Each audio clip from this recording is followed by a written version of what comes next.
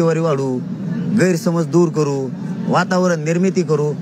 किती वातावरण निर्मिती करा, तुमची 150 किलोमीटर जरी रॅली झाली तरी रपारप पाडणार तुम्हाला, कोणाची बी. आमचं आरक्षण आधी द्या, झेंडे फाडका नाही तर चिरकुटा फाडका. आमचं जर नाही दिलं तर गैरसमाजातून बाहेर निघा. असंही म्हणाले की हा नॅरेटिव्ह फार काळ टिकणार नाही. टिकणार आहे,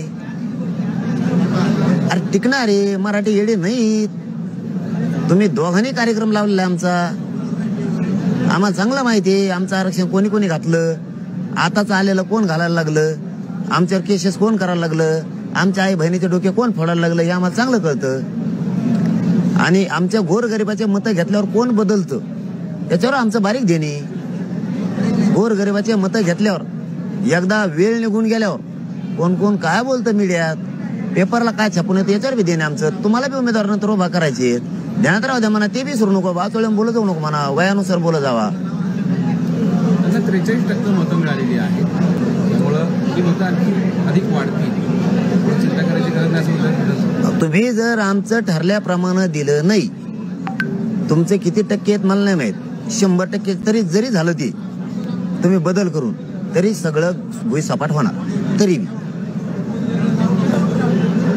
मी चॅलेंज देत नसतो आणि एकदा मागं लागलो तर मुडीलेशिव सोडित नसतो. माझा फडणवीस साहेबांना विरोध नाही, शिंदे साहेबाला नाही, कोणत्याच पक्षाला नाही, पण आरक्षण दिलं तर मी सोडित नसतो.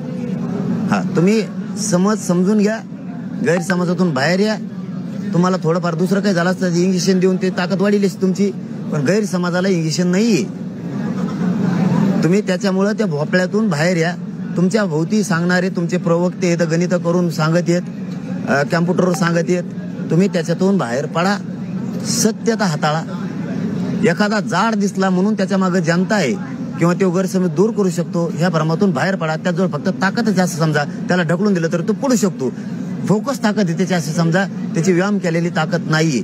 हे जरा गैरसमाजातून बाहेर या. तुमचा 100% जरी तुम्ही ती भर काढली तरी जर तुम्ही आमचं काम केलं नाही, तुमचं कोणाचंच येऊन देणार नाही. आणि तुम्ही आमचं द्या, आम्हाला राजकारणात जायचं नाही. माया मराठ्याचा माझा राजकीय मार्ग नाही. आम्हाला त्या राजकारणाशी देणं घेणं नाही. त्या राजकारणाला तिकडे काडी लागून द्या.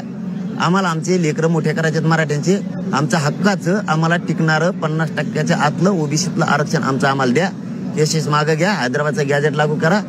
ते राजकारण तुम्हाला लखलाभ, हे मराठे तुम्हाला डोक्यावर घेऊन नसते. याच्यापेक्षा काय सांगू तुम्हाला, तरी म्हणतात काय होता समज होता, गैरसमज होता, काय होतं, आमकं होतं, तमकं होतं. ते पडा राव बाहेर, आणखीन तरी बाहेर पडा.